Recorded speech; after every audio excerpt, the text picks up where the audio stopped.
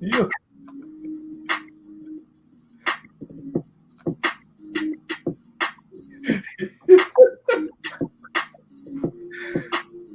I'll tell you what you look like right now.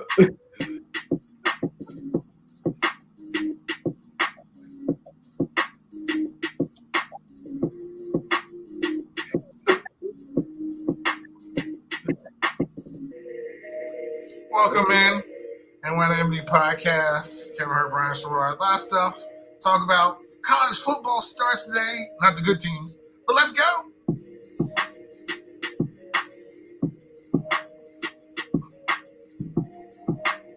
College football.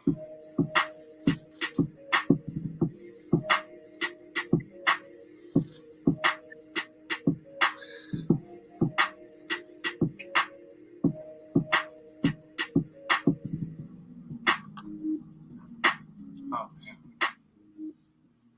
This is the NYMD Podcast. This is Kevin Hurt. This is Brian Sherrod.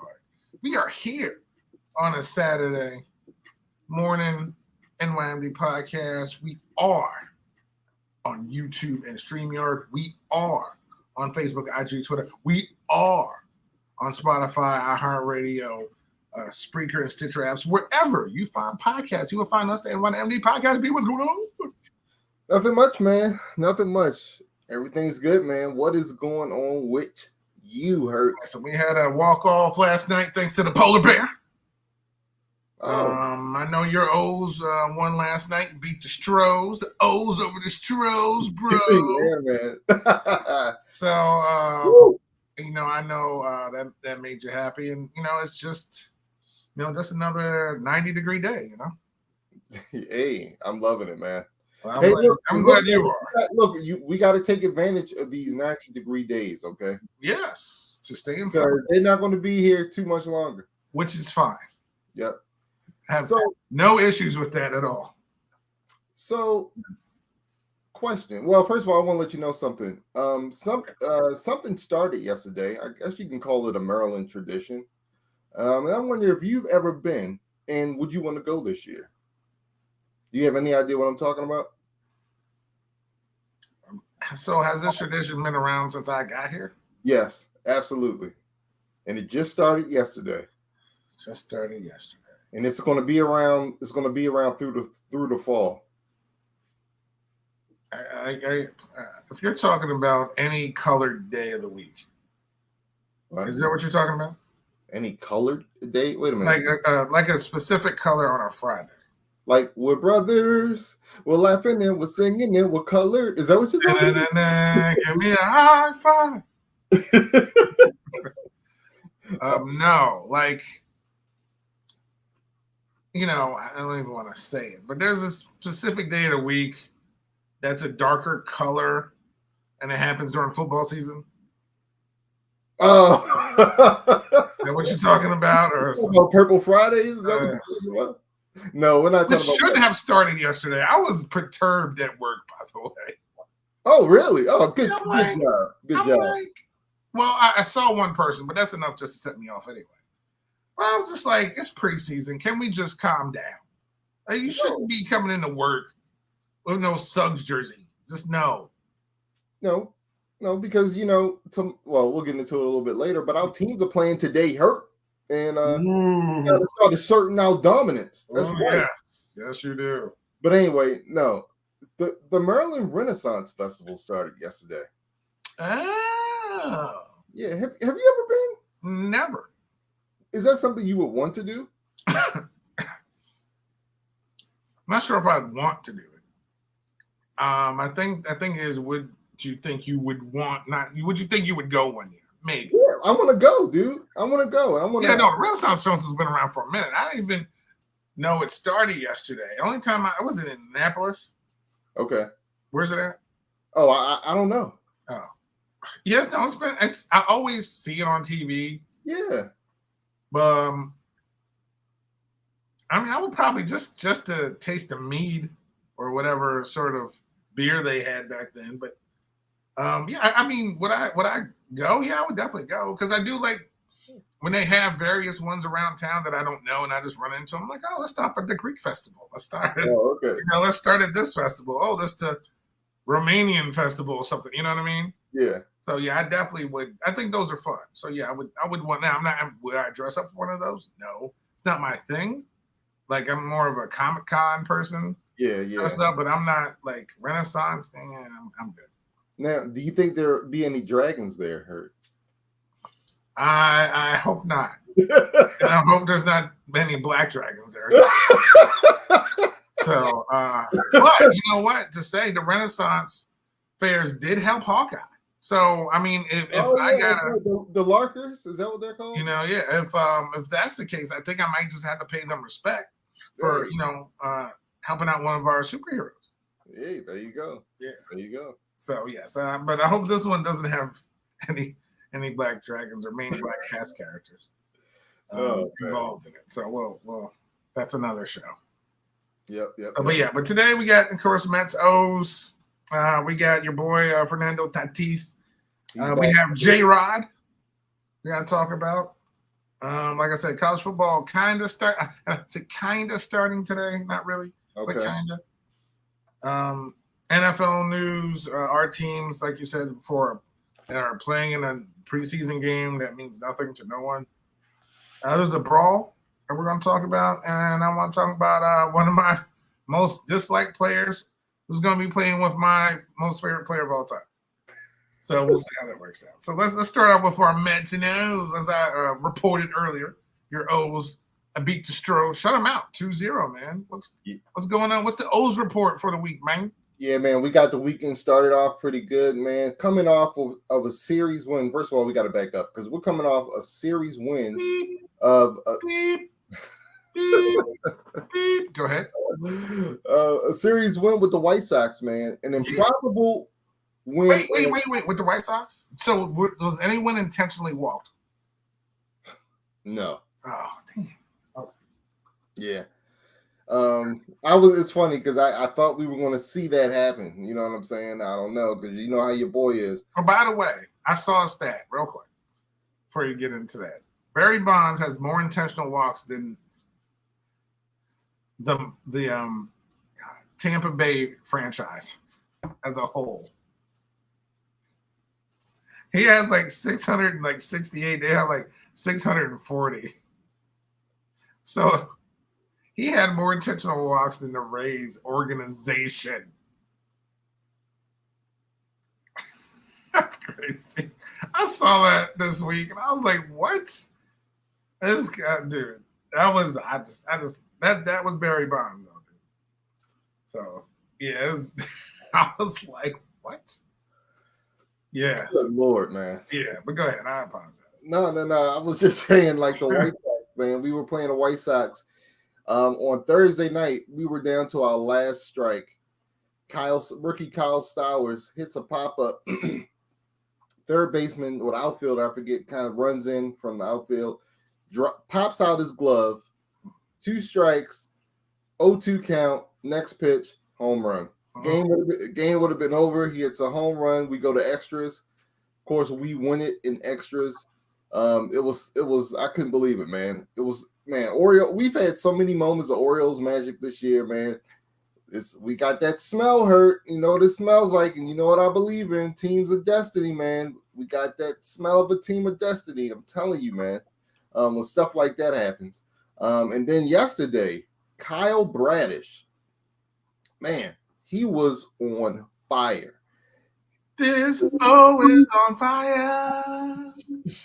This O is on fire.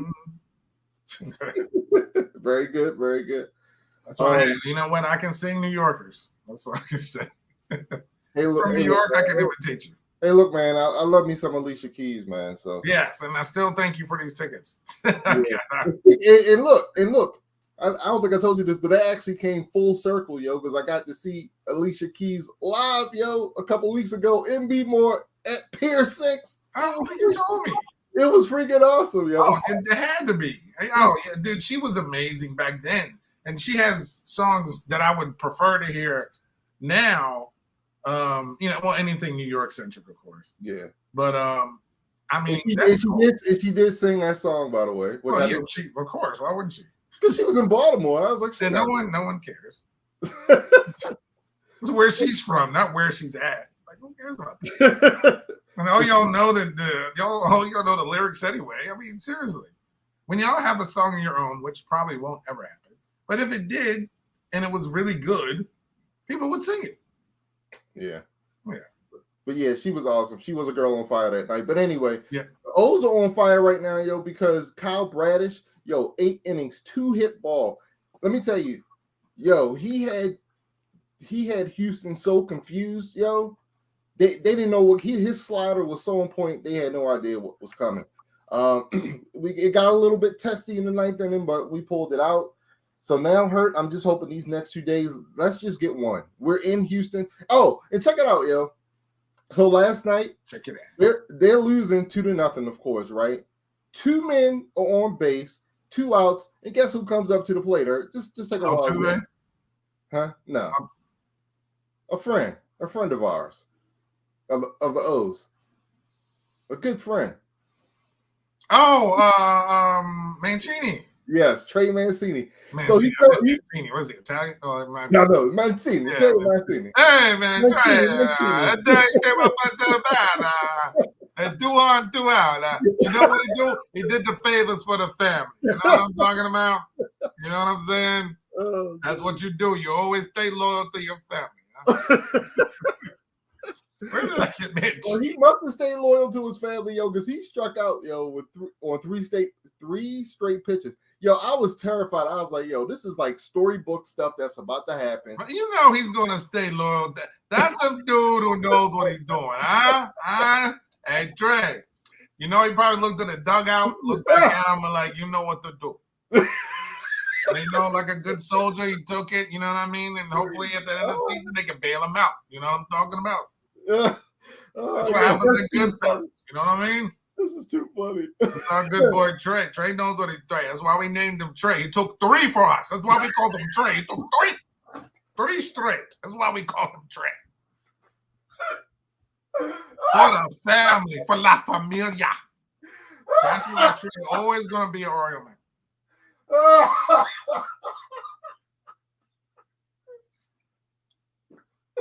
I gotta get him off the floor.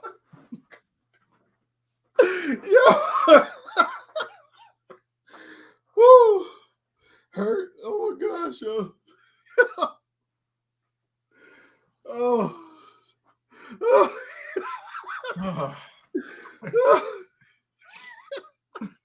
think it's the hardest we've laughed on the show.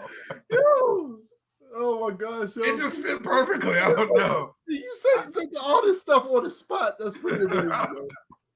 Oh gosh. All right, let me get myself together, man. That was dude. Ooh. So your O's are 2.5 out of the wild card. Yes. Can you talk? Because I 7 games over 500. 11.5 behind the Yanks. The Yankees. We won 2 in a row. And like you said, your team is just doing well. I mean, you're way ahead of the Sox. Thank goodness. You're 2.5 behind Toronto. And you had a series with them recently. So, and you have more games against them, right?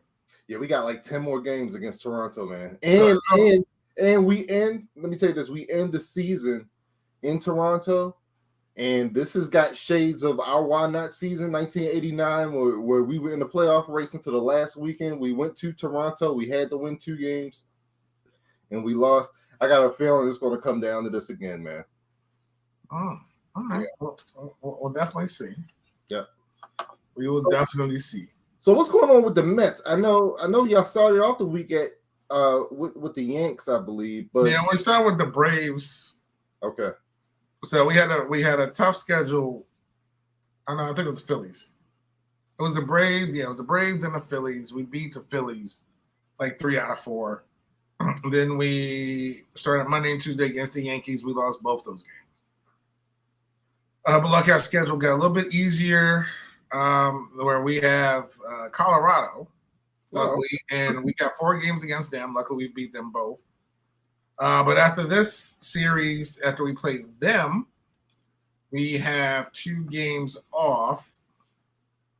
2 games off. We have a 2-game lead because freaking Braves hate losing for some reason. They just hate losing. Like they're playing St. Louis. They just don't like to lose.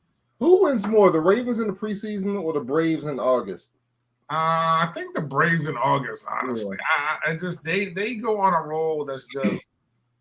I mean, again, they are defending champions. We do forget that a little bit, but yeah, man, it's just that's why we got to keep winning. But luckily, having Colorado helps. Now, what's not going to help is, if I can get to this, after Colorado, we got 3 straight versus the Dodgers at home. Ooh, at home? At home. So okay. Luckily home, and we do have DeGrom in one of those games, and we're not facing what's his name? What's that pitcher for them? Kershaw, left-hander. Bueller. No, well, Bueller's out for the season. Oh yeah, that's right. Not Kershaw. Yeah, Kershaw, like you said. So we're not facing Kershaw, so that's good. Okay. Then we got Washington, then we're at Pittsburgh, at Miami, versus the Cubs, Pittsburgh again. So hopefully we can rack up some wins there. Oh, y'all got a favorable schedule. Okay. Yes, for the rest so far. Pittsburgh we're at Milwaukee. Milwaukee's been up and down. It's still tough to play at Milwaukee. Then from Milwaukee, we fly out to Oakland for 3 games. Oh my gosh. Miami back home for 2 games. Then in October, we have 3 against Atlanta. And then 3 against Washington. So, I mean, our schedule is pretty, after this Dodgers game, is pretty favorable. So we have to take care of those games that we can win. And we'll, hopefully we'll hold on to this divisional lead and, our team will get healthy and stuff like that. We came back to win last night. We were down.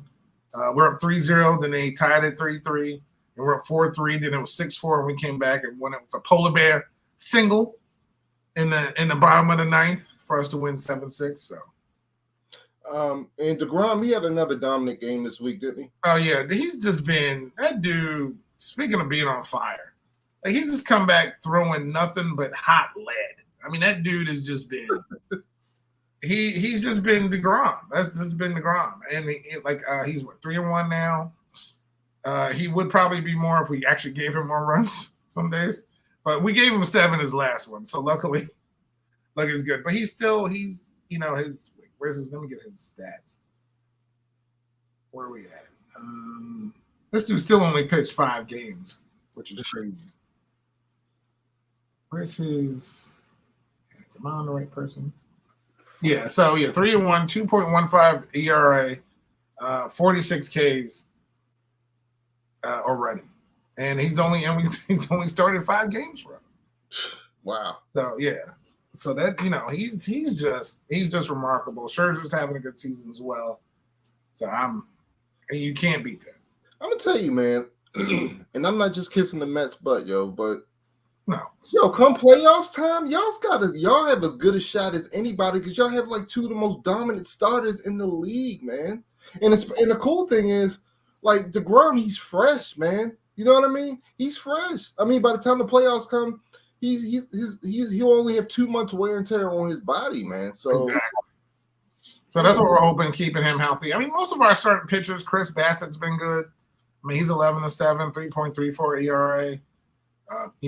Of course, like you said, Scherzer. So our closer, Edwin Diaz, has been ridiculous. Okay. This season, he's been basically on hill. He's almost like one of those Mariano Rivera seasons. Wow. And T1 Walker, one of our other starters, 10-3, 3.38 ERA. So he doesn't strike out. The thing is, he's 10-3. He has 88 Ks for the season. DeGrom has 46 in 5 starts. It's just where that's how good DeGrom's DeGrom. That's all I can say. Like I said, Scherzer's 9-3. He has 137 strikeouts and 2.3. So all the starters are like 3.4 and under. Man, and we got 2 at in the 2s. So, man, in a short series or 7-game series, we got Scherzer and DeGrom hopefully going twice in that. It's going. Yeah, that's what I say. In a 7-game series, if you have DeGrom and Scherzer 4 times, I'll take my chances, Joe. Yeah. We would too. We just got to hit. There's some days where we're just kind of, we can't, again, good pitching is the best remedy against good hitting. Absolutely. So, we'll see. Okay. Just got to get there first. Still got the whole season left to go, brother. Yeah. So speaking of someone who doesn't have the whole season left to go, I know we talked about Fernando Tatis recently. Yeah. And his suspension for supposedly some performance-enhancing drugs for something that he didn't know he was taking. So this week came out that his teammates are very upset at him because, of course, he is a talented player. Like you said, he just signed that big contract last season, and he's been hurt. He's been, kind of on the shelf, but, he's missing 80 games. So it's the whole rest of the season. The Padres are floundering at this point. And now Adidas, who said they have a definite anti-doping policy, has dropped him from their list of people paid, advertisers. Okay. So as after his rookie season or during his rookie season, as big of as a shiny face Tatis was, do you think he's going to be able to eventually rebound from this? Because he was all shiny, squeaky clean. That dude had more commercials than almost anybody in Los Angeles.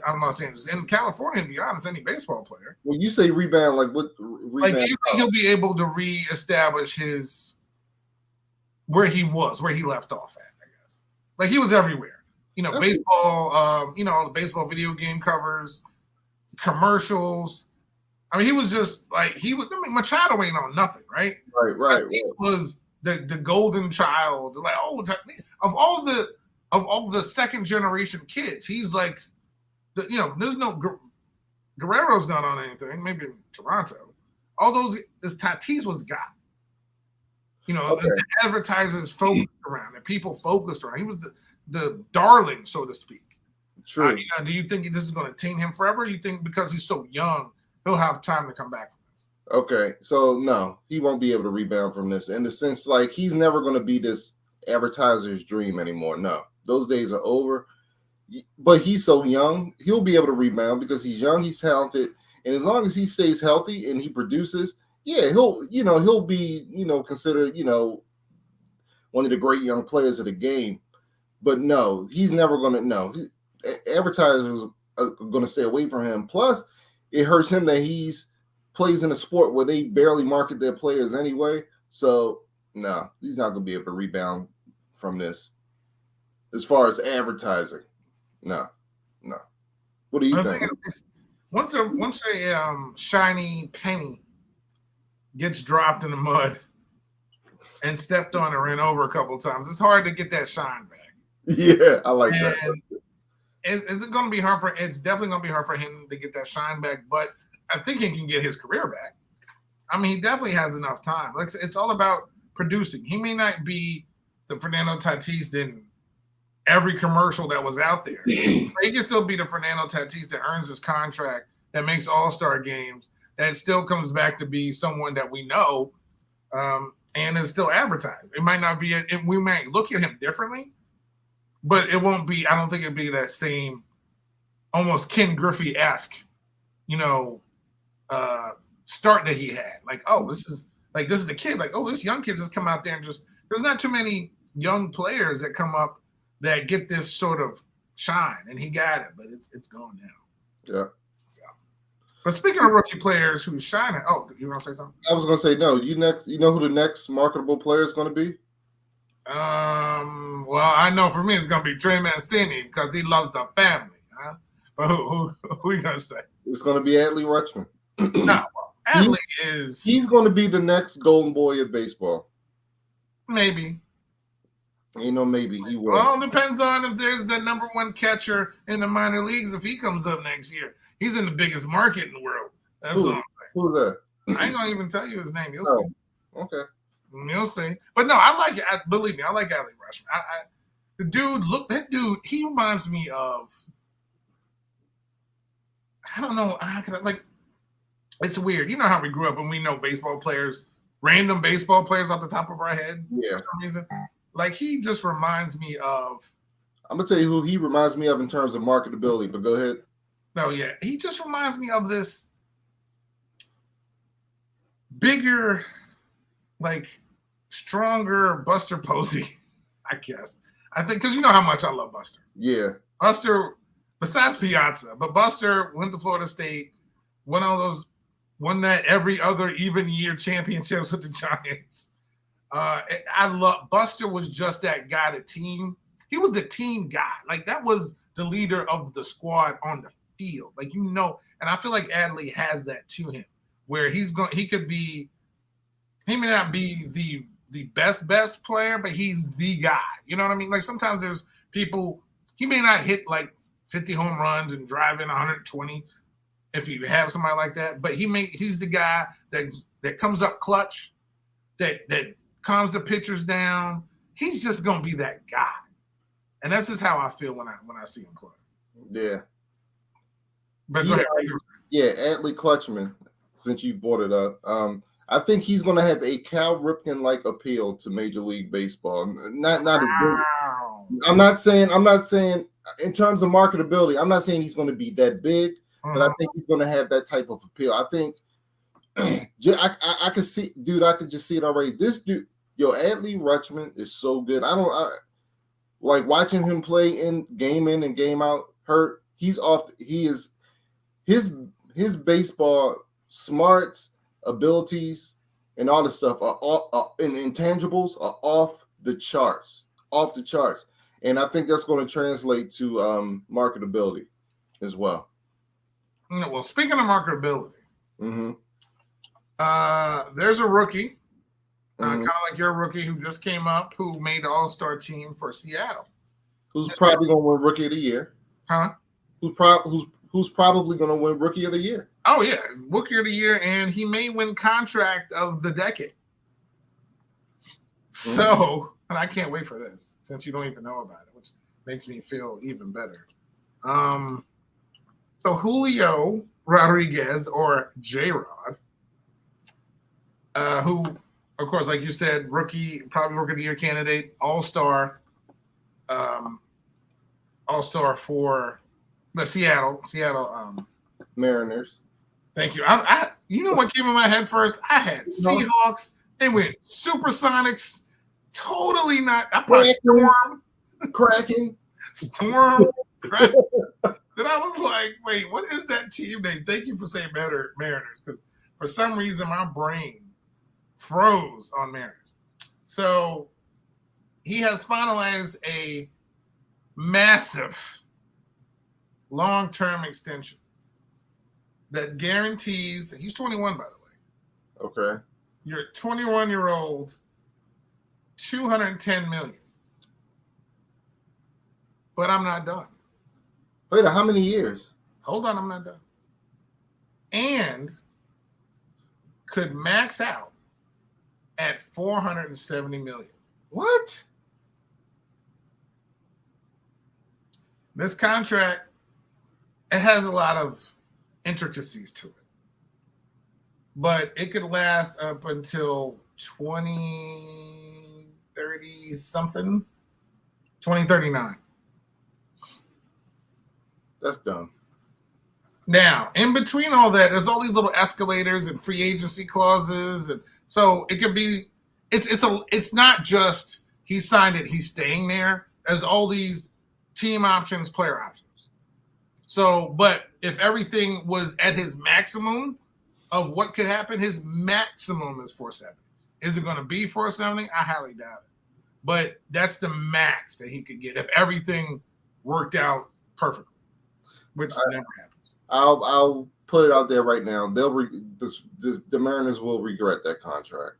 That's stupid. Well, I don't think they're gonna. I don't think it's gonna happen. I don't think he's gonna make it till 2039. That's number one.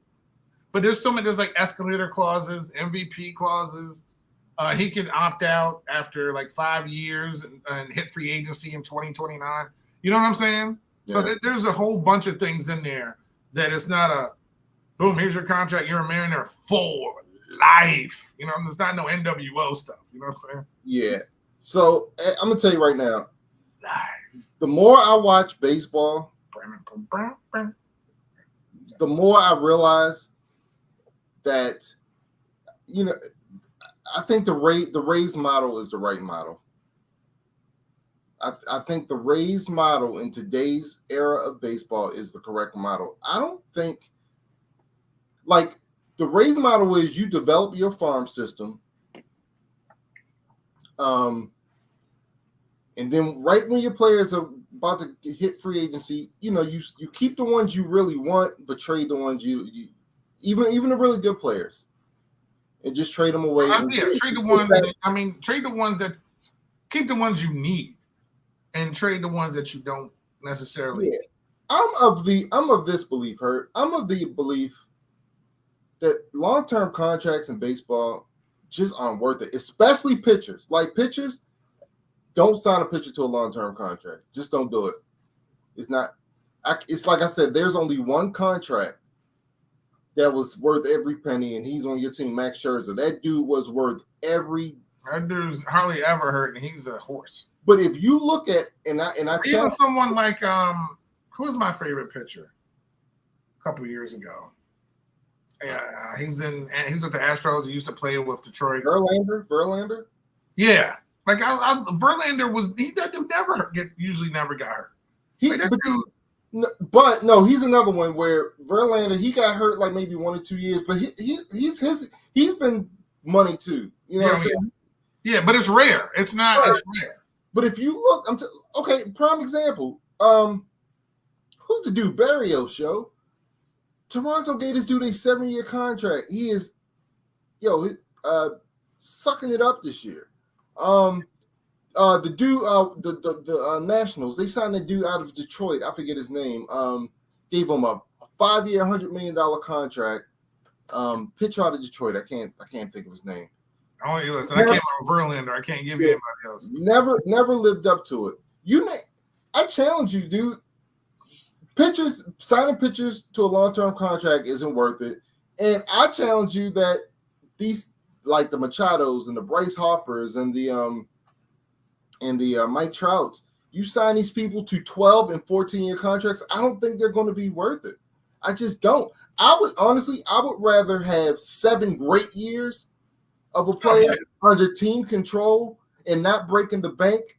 As long as I have a farm system that keeps pumping up, I'd rather go that route. They're pumping up dudes who are, all-stars, but they can keep the team afloat, because you have a good system. Right.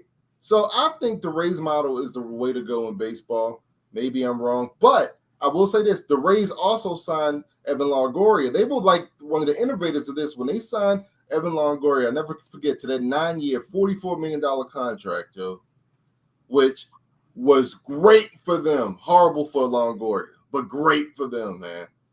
So they kind of started that whole thing. I think the Rays are the ones that you should duplicate. Not, granted, now Atlanta, they've done this too. What was it? Austin Riley and Albies and a lot of their young players, they're doing this too. But I don't think they're to this extreme. You know what I'm saying? I think they've been kind of smart the way they do it.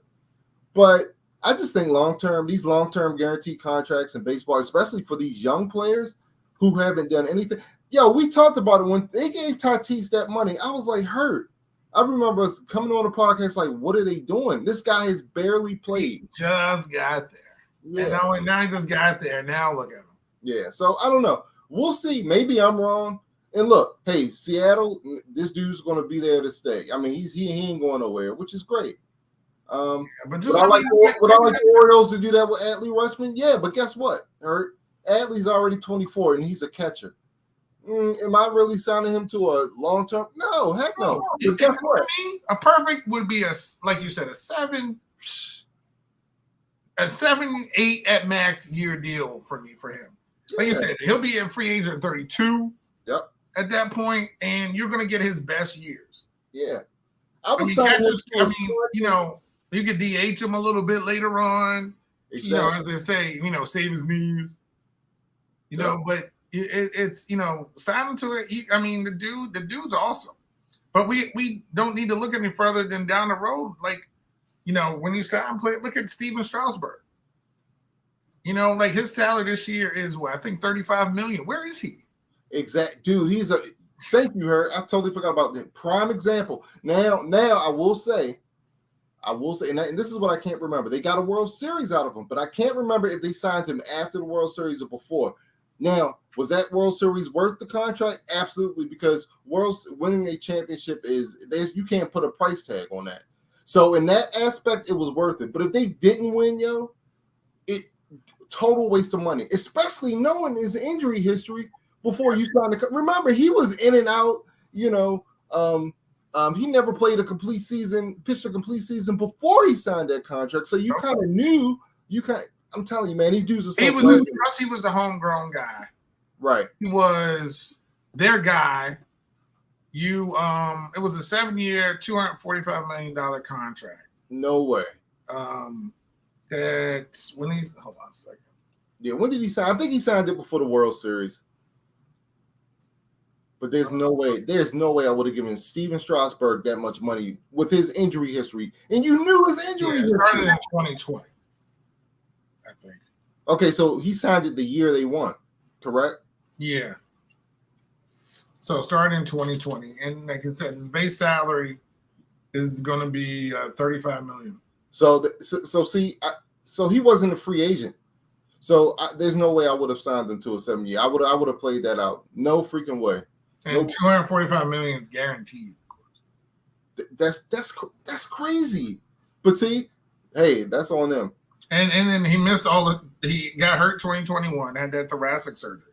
Mm-hmm. This year he has a stress reaction in his ribs and he's not going to play the season.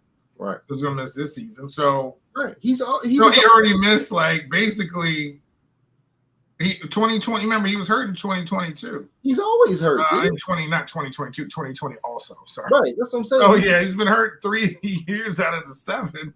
Yep. So you got 4 more years left. Okay, now, all right. So real quick, since you got it up, before 2020, how many seasons had he played? I just want to make sure I'm right. Hold on a second. It's not showing on this page. No, I'll look it up. Yeah, you could probably find it. Oh, he came 2009. Looks like, right? Oh, well, so yeah, he came up in 2000. Now he got drafted 2009. Oh, I was about to say that's a long time. His salary started at $2 million in 2010. So okay, I stand corrected then. Yeah, he's basically his biggest salary was $15 million in 2018, and then he signed in 2020. Okay, so they had to sign him because he was, like you said, he was drafted in 2009. So they only had 7 years of control, which would have been, like you said, 2018. Okay, so they had to. All right, they had to sign him. That's still a lot of money, man. Oh, yeah. I mean, he was drafted number 1 overall in 2009. He's got Boris. Remember, it was back to back, yo. They had Strasburg, and the year before that, they had Bryce Harper. Yep. Yeah.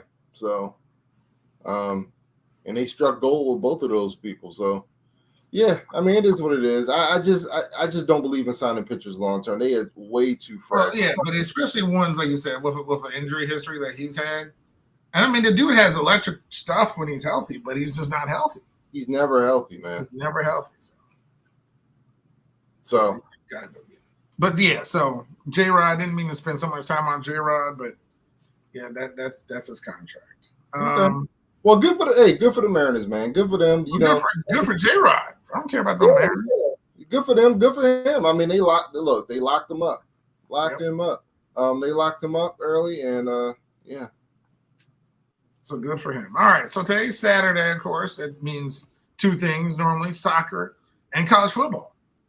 And we have both of those today. College football is, as I say, semi back today, which means that only teams that are not ranked are playing this weekend.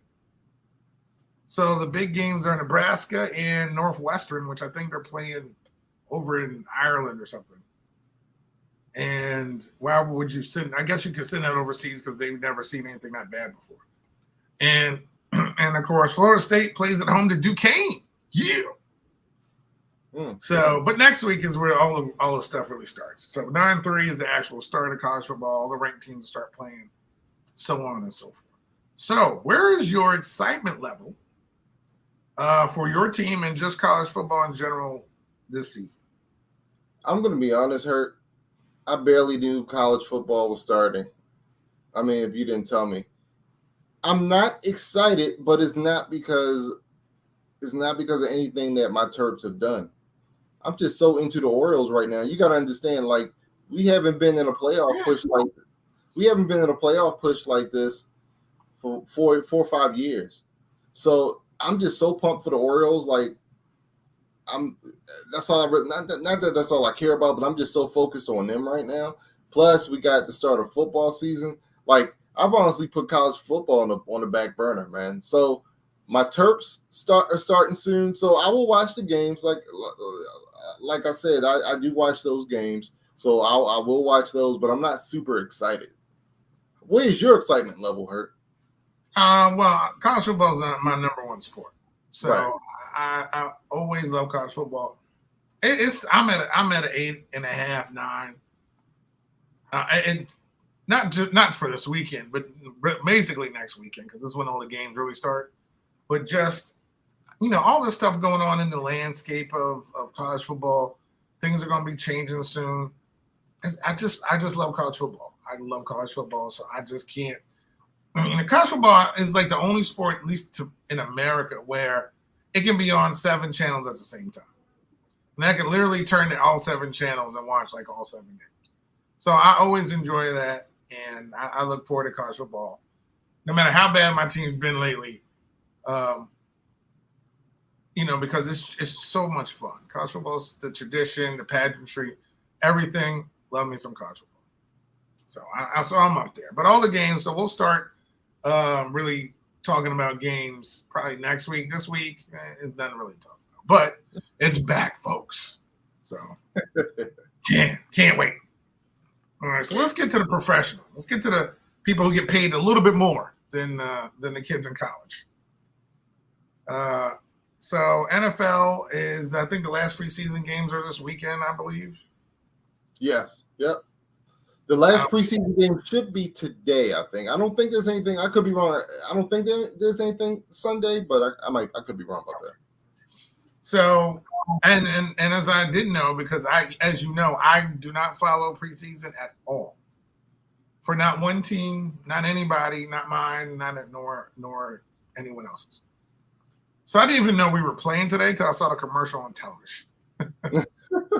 I had no clue. I was like, oh, that's today? No clue. So, if you were my head coach, okay, because the first team didn't score any points last week, would you start them this week? Even though we know Lamar's not playing for your team, but for ours, would you start them to give them some confidence before the first game of the season, or you don't think it matters? Nope. I've told you this. I've totally switched on this. I think there is very little value in having your starters play in the preseason. And if I am your coach, what's your coach name? Rivera. Ron Rivera. There's no way I'm starting them. Like I said, my mind changed in 2020, Hurt, when that was the COVID year. There were no preseason games. The season went on without a hitch, like there wasn't, and there were no problems. There was no problems. So from that point on, I realized, you know what, this preseason stuff, in terms for the starters is not needed. I love preseason because you do want your draft picks and your younger players to play. But as far as the starters, they don't need this. It's not needed. As a matter of fact, the NFL doesn't even need a preseason. The NFL could be like college and just start a season without any preseason games, just like college does. College doesn't have preseason; they have scrimmages with themselves and stuff like that. But that's all they do. I mean, so a short answer: no. Don't do. What's the dude in LA? Sean McVay. He was not ahead of his time, but he was right. He was right when he didn't play any of his starters in preseason. He had it right. Don't do it. It's not worth it. It's not worth it. Think about it. Freaking J.K. Dobbins, we went to that horrible field in FedEx Field last year. First freaking drive we'll keep the starters in one drive. Lamar played that drive. We had our starters in that first drive on a freaking screen pass. Us practicing a screen pass, which we never do. J.K. Dobbins screws up his leg, out for the season. Was that worth it? No, heck no. So my thing is no, don't play your starters. Period. That's just me. Yeah, I could care less. Luckily the game's down the street, so it's a much better field. Our season doesn't start till the 11th of September, which is a Sunday. Right. Of course, because football's on Sunday. So that's like 2 weeks. 15 days away. Yeah. So they don't need to if this team needs to stay healthy, because the first 2 games home to the Jaguars at Detroit, then you get Eagles, Cowboys, Titans. Those, especially those 3 of those 5 games are going to be tough. So no, you don't need to sit there and try to do anything that you don't normally do. Carson Wentz doesn't need to see the field. Put out all your little backups. The only the positions that may be fighting for something you may put out there, but trying to keep everybody healthy is the main part of this. Just go out there, just keep people healthy, put in your backups and see what happens. Period. Right. And to me, the theory, right? This theory doesn't hold water to me. Well, we want to get our starters in there so they can, just to get ready for the season opener. Well, like you said, it's in 2 weeks. Yep. So what's put them around for 1 or 2 drives? To see going to do nothing. Why? Right. So you're going to send them out there for 1, 2 drives, and then they get a 2-week break. That don't make sense to me. Like, it's just pointless. The preseason for starters is pointless. You're in training camp, which is 30 days. You're getting conditioned. You're playing against. You're in pads. Other teams.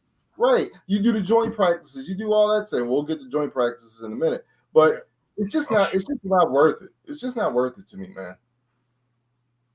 So I totally agree with you. So now the one thing during preseason that we don't have, that we seem to have a lot of in training camp and in joint practices, are fights. Oh. So usually a lot of fights between teammates, but sometimes we have fights between opposing teams that are actually scrimmaging against each other. And we had that this week when the LA Rams were scrimmaging against Cincinnati. Now, I don't know how smart it is to scrimmage 2 teams, to schedule 2 teams who played against each other in the Super Bowl. Right. Maybe some hard feelings there. Seem to be some hard feelings going on because a fight broke out. Don't know who started what. All I know is that somebody could have died. How do I know that somebody could have died? Well, I saw Aaron Donald swinging somebody's helmet. And that, my friends, is about as close to the extinction of the dinosaurs that I've seen on Earth. So that's almost like a comet hurtling towards the Earth. If I see Aaron Donald swinging any sort of weapon with his hand. So my question to you is, hey, do you think it was a great idea to have 2 teams who just played in the Super Bowl scrimmaging against each other? Number one, I notice the head coaches know each other. So I know there's that level of comfort, but still the players may feel some type of way. But I'm not going to try to, make your point or whatever it is. So do you think that was a good idea? And 2, discipline handed out during these little scrimmages and stuff is handled internally, not by the NFL. Do you think the Rams need to address this with Aaron Donald? Okay. So first of all, I think it's a horrible idea. Horrible. That's just asking for trouble, man. Y'all just played the Super Bowl 8 months ago. Like, nah.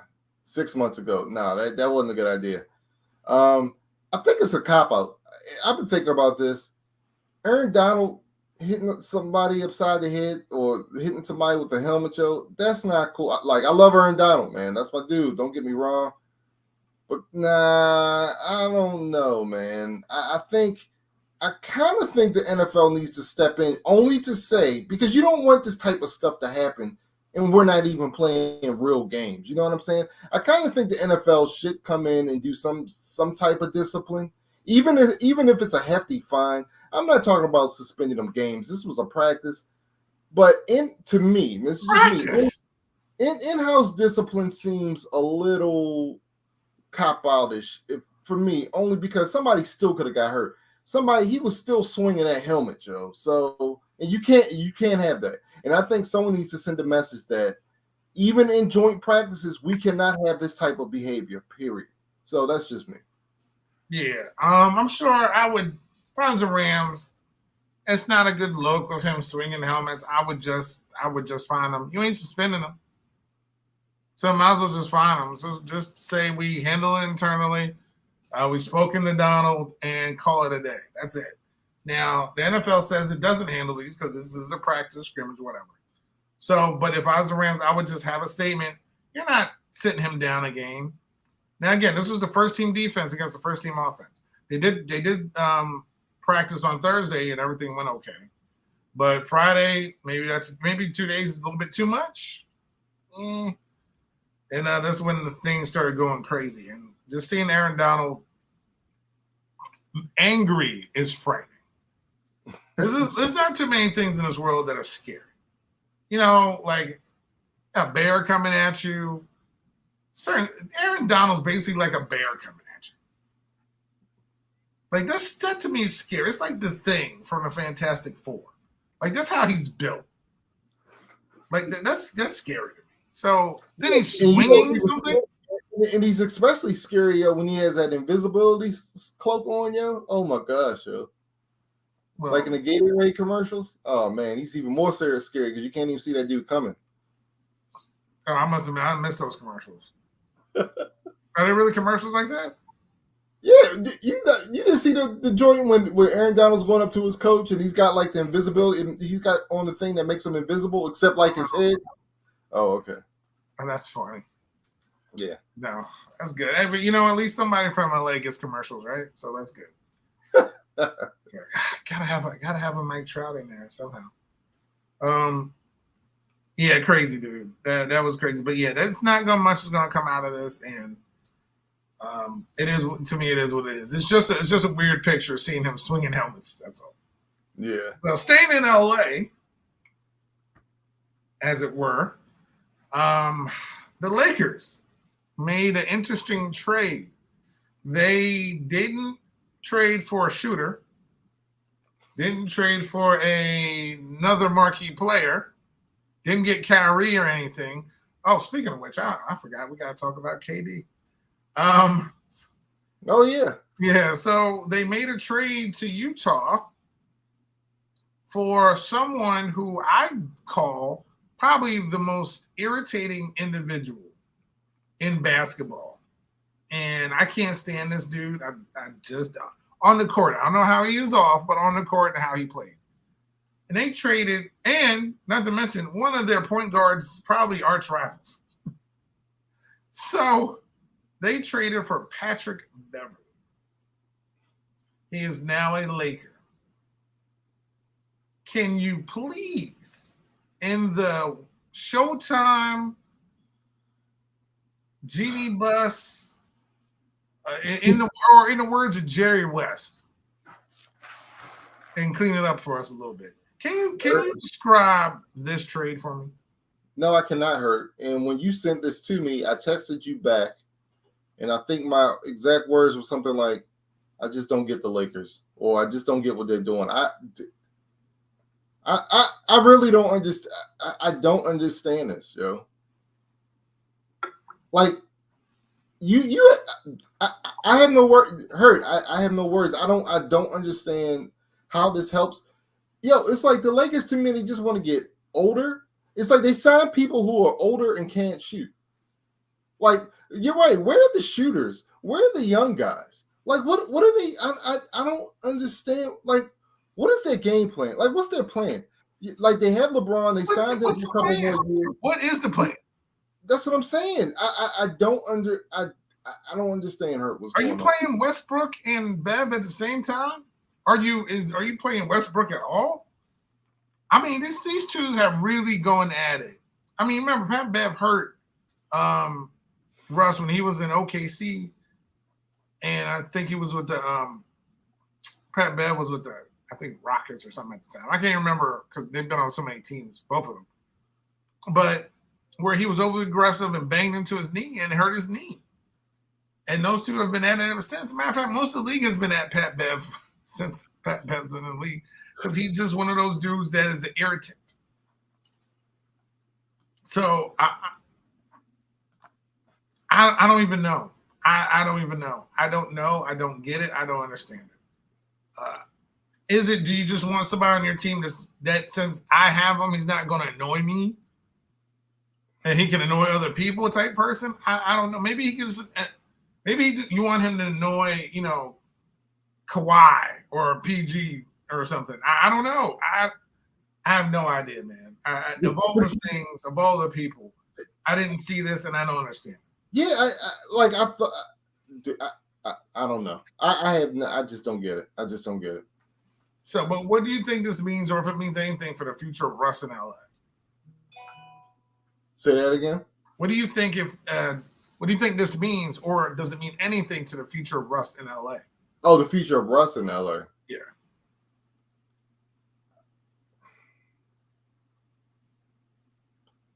I don't think it means anything. Because are you replacing him with Russ? Like, honestly, I'd rather have Russ. Russ is a better player. But, I mean, look at how they were last year. I think some people were looking into it as getting one of his arch nemesis, so to speak, might mean that they pay Russ just to go home for the season. But so you mean to tell me the Lakers solution, the Lakers solution to the Russ Westbrook problem was to get Patrick Beverley? Well, what solution is Pat Bev anyway? To be honest, but but I'm just saying. To me, that makes absolutely no sense. Well, the trade made no sense, right? So we agree on the trade doesn't make no sense. So if you send Russ home, it makes even less sense. So I don't know. I'm not saying they're going to do that, but I did see articles out there saying that that's a possibility. But what's the point? It's not like I think certain people, like John Wall, became a distraction, right? And certain people just destroy. Like Russ gives his as much as. I don't care how his game is. The dude plays 100 all the time. He always gives his 100% when he goes out there and plays. I mean, I agree with how he plays. I wish he could make a shot or two. But that dude always hustles. I never seen Russ walk. You know what I'm saying? Like I never seen that dude walk up the court. Like that dude's always running and hustling and coaching and talking and helping his teammates up. He's always been one of those dudes. It's just, I don't feel like his talent level matches his contract, honestly. I guess maybe that's it. But I will never doubt his desire and his will and his hustle. That's always been there. But I don't know. I still don't understand it. I don't get it. Maybe they got Pat Beverley because he's somebody that can charge up AD. Maybe he's going to talk trash to AD, and AD might wake up. Man, I don't know. Because that's the only thing that can help that team. Dude, I'm just so confused by that whole thing, man. I don't like I said, I just don't get it. Speaking of being confused. Okay. Now, I attributed my quote this week online was, this is the only guy who plays Duck, Duck, Goose by himself. And what I mean by that is, he'll tap on his own head, say he wants to trade, run all the way around, nobody there but him, tap on his head, say goose, and chase himself around, and then go sit down. That's KD. He really played this whole game by himself. He requested a trade twice. Then he somehow met with management this week, and they're going to stick through this together. It's like they need marriage counseling. I don't understand. I understand. What don't you understand? The Nets tried to trade him. They realized there's no way we're going to get the value we want back in a trade for KD. So you know what? No, you're going to stay here and honor your contract, and we're sticking to our guns. Period. What are you going to do? What's he going to do? But he can still demand trade. Doesn't mean he needs a report. He can demand a trade, but they don't have to trade him. Dude, when no one's offering you the value that you deserve in a trade, no, guess what? We're not trading you. No, I'm not. Yeah, I'm not saying that he can, but for him to, but the whole idea to go out there and request it twice, and by the second time, we already knew what's out there that they're going to get back, and not only that, but you're demanding the team that you go to keep all the people that the only people they can trade for to get you are those people. What is it that you're looking for? I just really, to me, I almost feel like he's not. I just feel like you just want to hear himself talk. Because it's like, okay, say for instance, see, baseball is different. There's different pieces you could actually trade and stuff, right? And in basketball, you need stars for stars. And if you're KD and they were saying Memphis was looking, what's Memphis giving up? What does Memphis have to give? Ja Morant's obviously not going anywhere. So it'd be a bunch of the other guys who are still good and young, but they're not KD level. So you need a bunch of those people. So basically, after you trade for KD, you're left with just KD and Ja Morant. You know what I mean?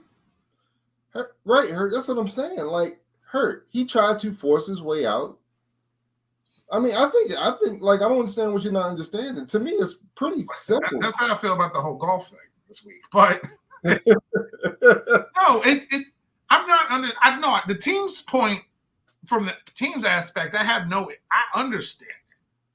I just feel like from KD's standpoint, okay, you should have said that. What besides knowing, known months ago that you weren't probably able to be traded in, honestly. So you just decided, oh, let's go. But then you wanted the head coach and GM going. Like who? Like I just, and everybody, and of course now, if Brooklyn, I'm sorry, let me do. If Brooklyn stays together, I see no reason why they can't go to the NBA title, this year if they stay healthy. Why would I think this dysfunctional team, mentally, emotionally, and all this other stuff, is going to be okay enough to get anywhere? Or am I just looking at it wrong? Or do I just think all their talent's going to gel together this year and they're just going to miss Kyrie when they go to Toronto? We'll see, man. I mean, they have a lot of talent. We'll see. But I just think this is a case of him trying to make a power move and it just backfired. That's all. And we'll see. And now, we'll see if this team can come together. I have my doubts, but I mean, they have tons of talent. I mean, if you think about it, and let's see if Steve Nash can make it work, man. Don't get me wrong. I've never been a fan of that team. There's something to go with chemistry. And when guys try to do stuff like this, teams don't come back together the same way. They don't feel the same way about each other. Let me tell you something about chemistry, right? Chemistry is an underrated aspect of team sports, but it's so needed. And you don't have to look any further than my Baltimore Orioles, dude, because that's a big part of why they're doing so well this year is chemistry. So, yeah, if you don't have it, I think there's only a certain point that you can go, but I feel like you got to have some type of and one of those points is in the NBA Finals. That's the way I look at it. I just don't know why, they stick to – I don't know. That just irks me. Yeah. To me, just because whatever. It just all of a sudden they went from, now they're NBA title front runners is a joke to me. It really is. Yeah. Whatever. All right. So I think we don't have a lot of time really left on this one because we do have our two other segments we got to do. So tune in for that, folks. Of course, we're going to have our show on She-Hulk, episode 2 that came out that we're going to do a review on. And, of course, the Game of Thrones prequel, House of Dragons. We're also going to do that. So But we wanted to talk about fantasy, but I just don't time constraints. Yeah, we wanted to do that. We're gonna have to do that another time. So season doesn't start. We'll do that. If anything, I could do that online or something. Whatever. It's fantasy football. Go pick your teams. Have fun, and please, whatever you do, do not draft a quarterback number one. Other than that, what? Draft a quarterback number one, like as overall, like if you had a number one pick, unless it's you, which I would like for you to do that. That's what's up. Yeah, don't. I've done that, and it very helped me, and it helped me out. You drafted quarterback number one overall. Aaron Rodgers. The year that I lost that Jocks always tease me about. Yeah, I drafted. Oh, that was the year he was number one, and you benched him. Yeah. Wow, but that was so long ago. See, I think that was long ago. I think quarterbacks were more valued. So it may have been crazy, but that was almost like 10 years ago. I'm with you. Drafting the QB number one is pretty stupid. Yeah, but if you do draft somebody number one, don't put them on your bench. But it was sad. What you do is you draft 2 number one quarterbacks back to back. Yes. Yes, you do that somehow. And you draft a good team around them. Yep. See, that's my method, and it's worked for me. But see, they won't. But see, that's why I love fantasy football, because people tell you, no, you got to do it this way. No, I like to buck the norm. So. Yeah, I think fantasy football, as we all know, it's how can I put it? It's its own animal. Like some seasons, you draft a really good team. You look at your team, like, man, this is a good team. One injury goes down, or your team just doesn't perform every week. Yeah. Or as I had like last season, you just happen to be one of the highest scoring teams in the league, but you play the highest scoring team that week. Yeah. So, I'm a person, and I don't want to take up too much time. Yeah. I don't believe in, or I scoff at fantasy football experts. Now, I'm not talking about daily fantasy, because that's a whole different animal, and their money's on the line. I think, to me, yeah, there's a lot of strategy behind fantasy football, but in my opinion, fantasy football is a lot of times more luck than anything else, because because you could have the perfect draft, right? In injuries are the great equalizer, or you could have the perfect lineup going that week, and it just so happens that the person that you're facing has an even, their people go off and they beat you. You could get 150 points. That person, 2 players go off of them, and you lose by 10 points. You know what I mean? Like, that's not to say you had a bad lineup. No, I had it, but it's like the weeks I had where I had the lead and I lost because TJ Hawkinson had 3 touchdowns. TJ Hawkinson. Right. I had 3 touchdowns.